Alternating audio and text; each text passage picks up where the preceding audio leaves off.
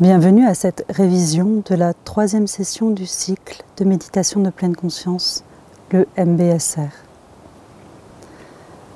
Je vous invite à vous poser et à venir fermer doucement les yeux pour vous connecter à vous-même. Prendre conscience de votre corps.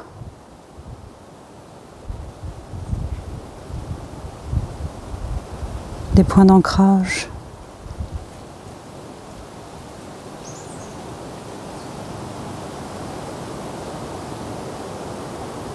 Prendre conscience de la façon dont vous respirez.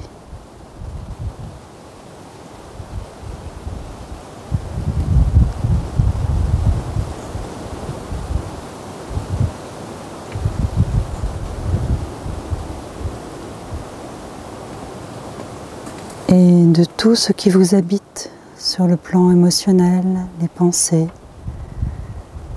Quel est votre état d'esprit ?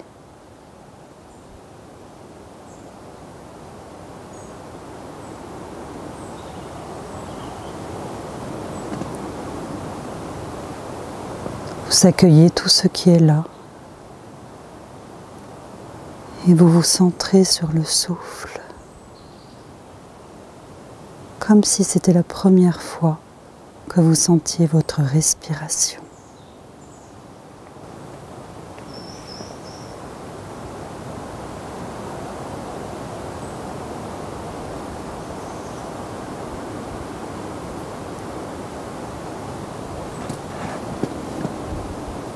Laissez votre corps être mis en mouvement par le souffle.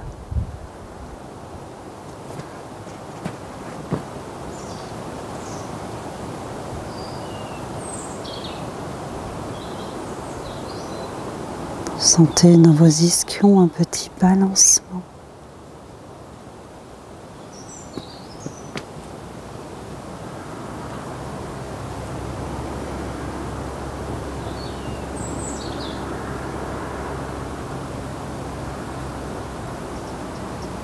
Percevez dans votre bassin comme un doux roulement. À l'inspire, tandis que le ventre se gonfle, que le bassin va légèrement vers l'avant. Et à l'expire, tandis que le ventre se dégonfle et que vous vous asseyez dans votre sacrum.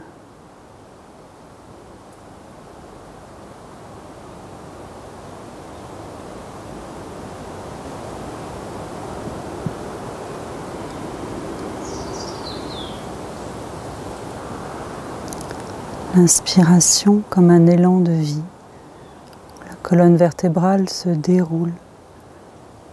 Vous sentez un allongement dans votre verticalité. L'expiration comme un retour vers vous-même. Un enroulement de la colonne. Votre regard intérieur s'abaisse et vous plongez dans votre intimité. Le silence.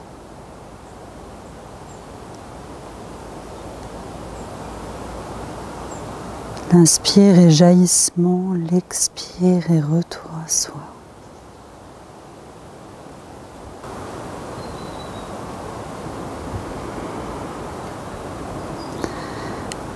Expirez profondément et sur une inspiration, vous pouvez ouvrir à nouveau les yeux.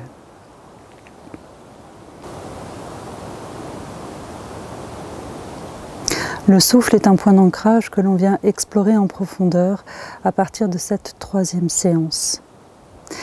Dans la pleine conscience, contrairement à d'autres disciplines psychocorporelles, on ne vient pas avoir un impact sur le souffle, on ne vient pas le modifier.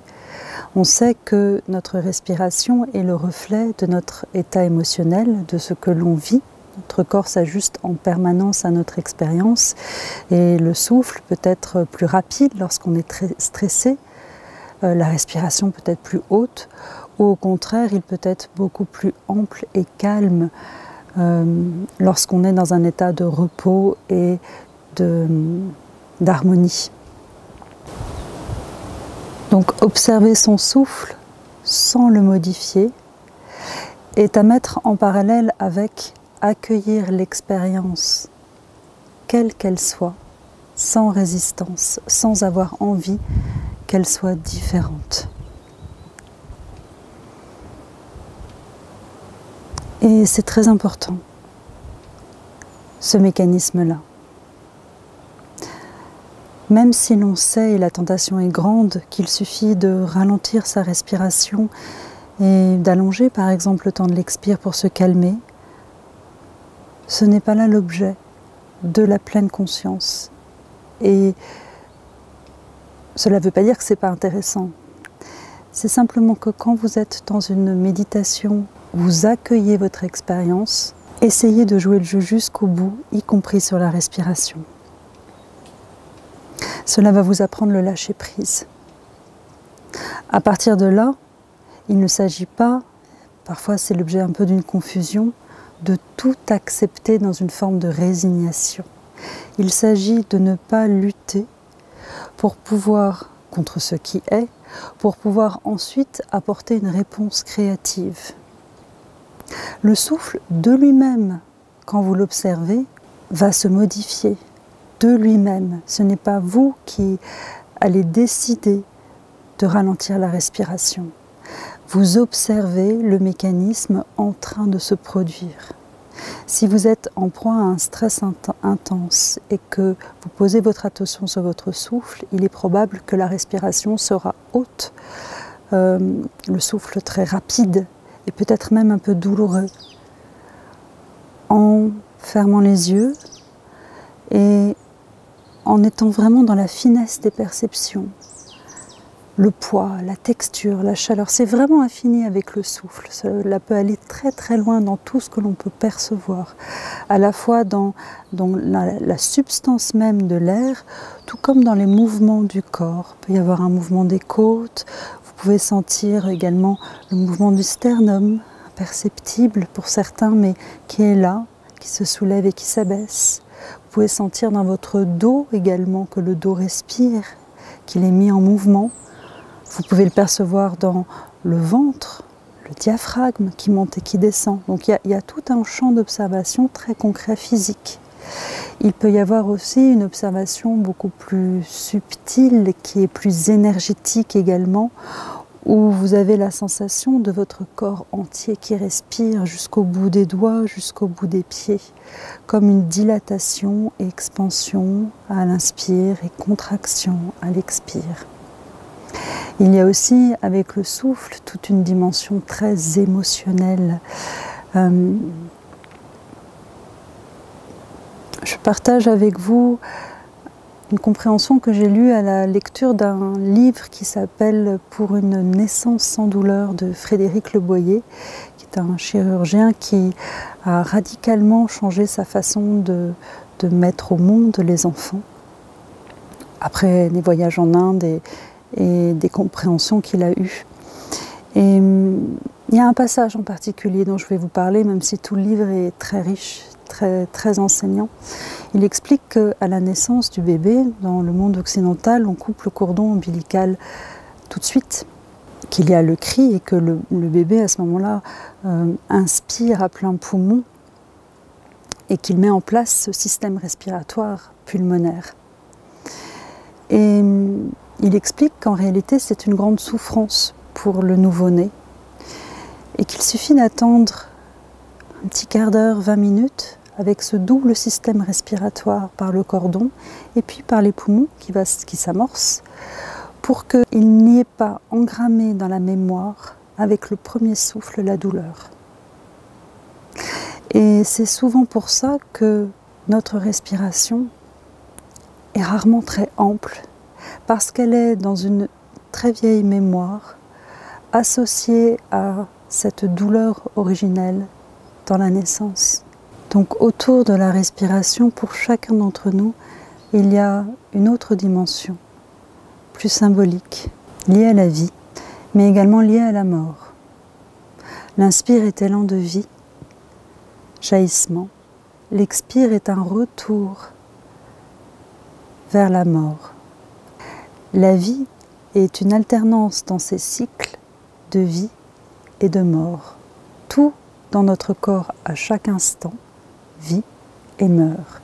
On le retrouve dans la respiration. Certains d'entre nous sont plus à l'aise dans l'inspire, d'autres dans l'expire.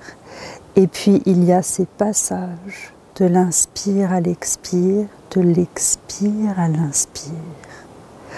C'est vraiment un champ d'observation que je vous invite à investir pour découvrir par vous-même. Je vous donne juste quelques pointeurs, on peut aller beaucoup plus loin, que je vous invite à explorer pour venir enrichir votre relation intime avec le souffle. À la fois bien sûr dans la méditation formelle, dans la pratique formelle, mais également dans le quotidien. Tout ceci n'est qu'une observation, pleine conscience. J'ai conscience de ce qui se passe dans ma respiration. Donc on va, à partir de cette troisième séance, aborder la méditation du souffle. Vous avez des audios, donc les audios restent vraiment dans une dimension très classique. Comme je viens de vous l'expliquer, vous pouvez aller beaucoup plus loin dans cette observation ressentie de votre souffle.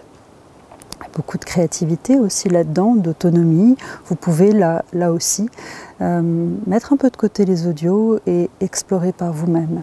On aborde le souffle aussi parce que ce que l'on cherche à développer, c'est cette conscience de cet allié toujours présent, quoi qu'il arrive, quelles que soient les circonstances autour de nous. Même dans le tragique, il y a cet allié puissant, toujours présent, la respiration. Se poser dans son souffle est ce qui nous permet de nous poser dans notre corps, à prendre un pas de recul par rapport à nos émotions.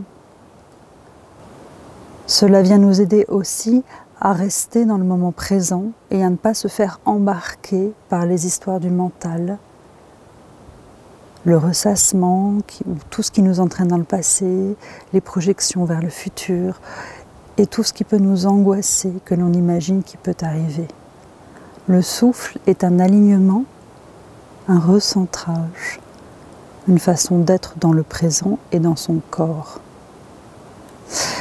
On amène ce point d'ancrage avec la deuxième fondation de la pleine conscience, qui est en anglais le feeling tone, la couleur du sentiment. En français, agréable, désagréable ou neutre. Quand la situation est agréable, respirer avec la conscience de l'événement agréable est ce qui nous permet de l'enregistrer dans notre mémoire cellulaire comme une ressource positive et de le vivre avec plus d'intensité. Sans être dans l'attachement, on est dans « je pose mon attention » et l'expérience devient plus riche et plus intense. Lorsque la situation est désagréable, se poser dans le souffle nous permet d'avoir ce pas de côté et du coup d'élargir les perspectives. Rappelez-vous l'exercice des 9 points que nous avons fait en deuxième séance.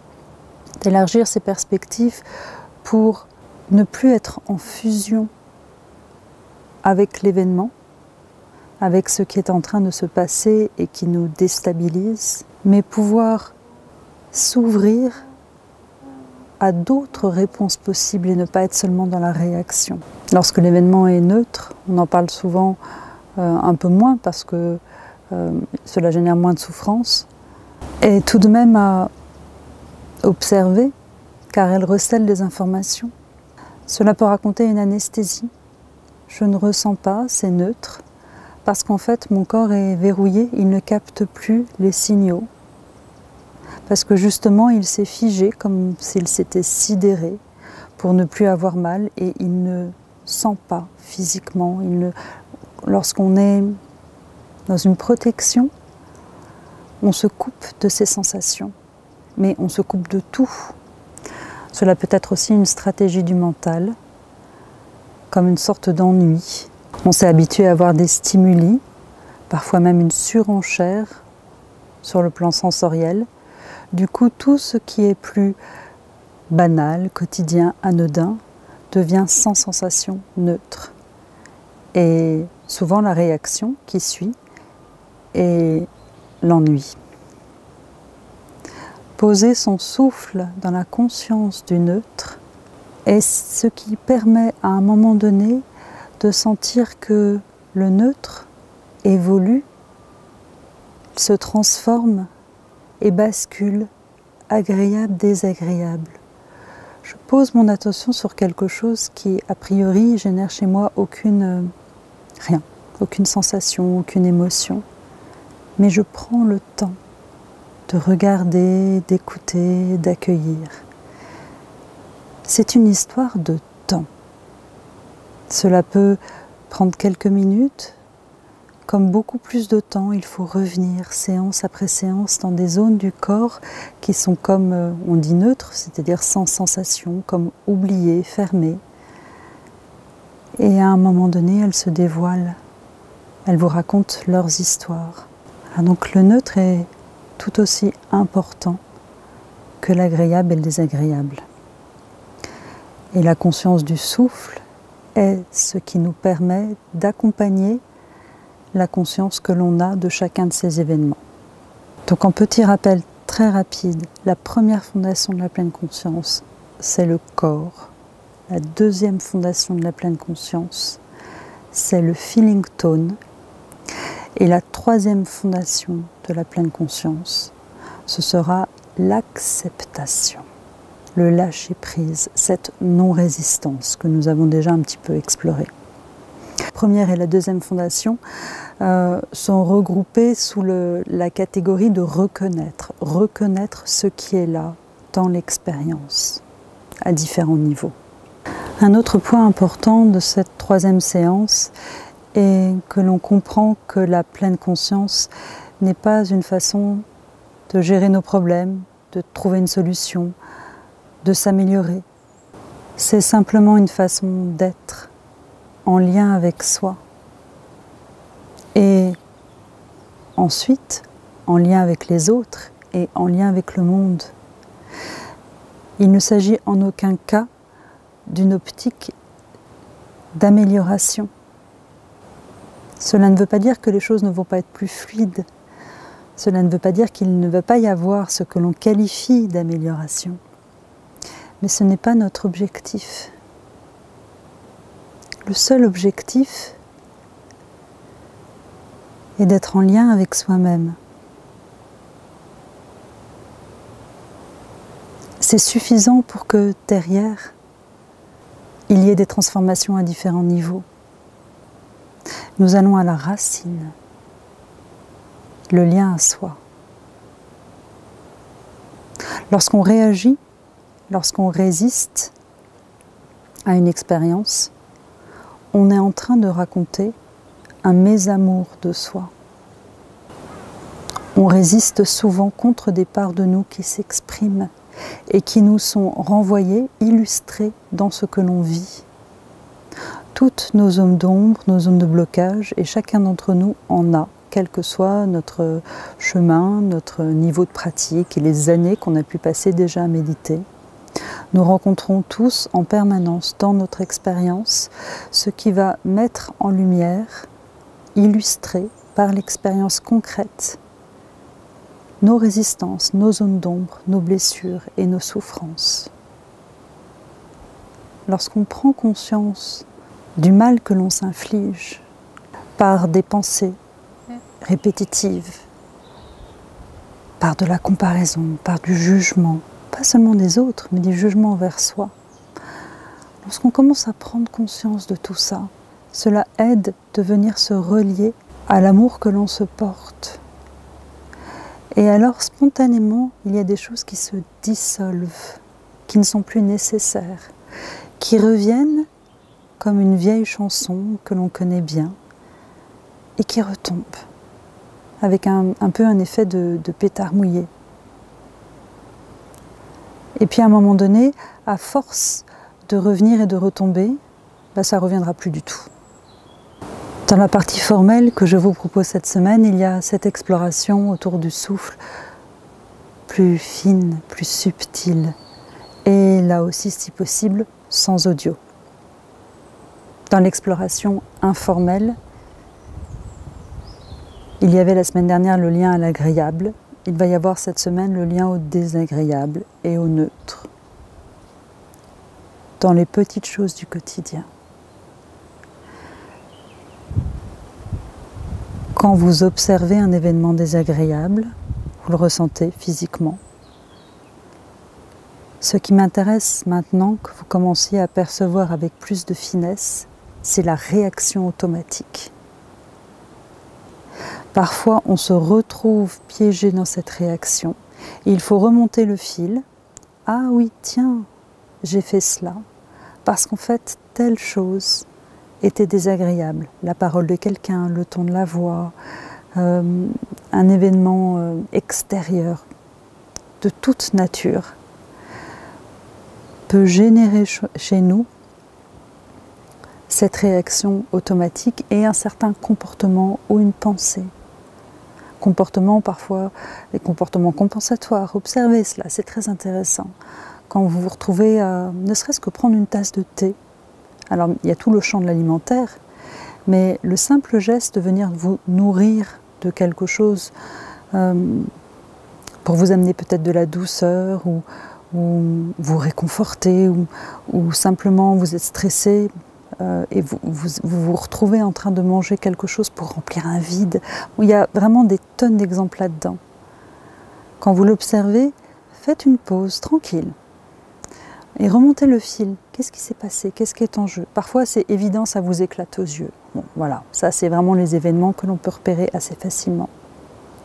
Commencez à aller dans des choses plus subtiles. Dans le relationnel, par exemple. Un mot que quelqu'un a pu dire, prononcer, une attitude qui en fait a généré un petit frottement parce que cela allait à l'encontre de vos valeurs ou cela vous a heurté pour différentes raisons qui vous appartiennent, qui appartiennent à votre vécu, votre passé, que l'on n'a pas à juger, c'est pas la question. On n'a même pas à comprendre ou analyser. On a juste à observer que là, il y a eu dissonance et que cela a amené une réaction automatique. On l'observe une fois, deux fois, trois fois. Après, et à un moment donné, on se rapproche du moment où on l'observe pendant. Et c'est là qu'intervient la notion de choix. J'ai le choix de, si je reprends l'exemple, prendre une tasse de thé, ou j'ai le choix de ne pas le faire, ou de ralentir un petit peu le moment où je vais prendre quelque chose pour compenser. Parce que je sais que je n'en ai pas besoin à ce moment-là, mais ce n'est qu'une réaction automatique. Cet exemple est volontairement très banal avec la tasse de thé, parce que l'on parle d'entraînement, qu'on s'entraîne avec des petites choses pas très engageantes, pour qu'on ait la compréhension de ces mécanismes en soi, et qu'à un moment donné, quand c'est un peu plus engageant, on se soit tellement entraîné qu'on arrive à basculer de la réaction à la réponse, dans un conflit par exemple avec quelqu'un. Vous pouvez avoir compris ce que je suis en train de vous dire. Cela ne veut pas dire que c'est intégré. L'intégration demande répétition et entraînement. C'est aussi à ce stade du cycle quelque chose que l'on commence à comprendre. Parce qu'intellectuellement, les bases de la pleine conscience, on peut avoir lu des bouquins, on est d'accord, on comprend. La difficulté, elle n'est pas là. La difficulté, elle est de s'entraîner. Et j'ai envie d'ajouter tranquillement, piano vassano. Alors c'est quelque chose qui fait partie de nos vies pour chacun d'entre nous, qui n'est pas réduit à 8 semaines. Dans les 8 semaines, on explore, on comprend les processus. Après, on continue, on approfondit, on affine. Et pas tout le temps en même temps. Voilà. Et ça continue à faire partie de nos vies. Voilà. Donc le souffle et le désagréable est neutre. Je vous souhaite une belle semaine. Écrivez-moi, racontez-moi comment se passent vos pratiques. Merci pour votre attention. À très bientôt.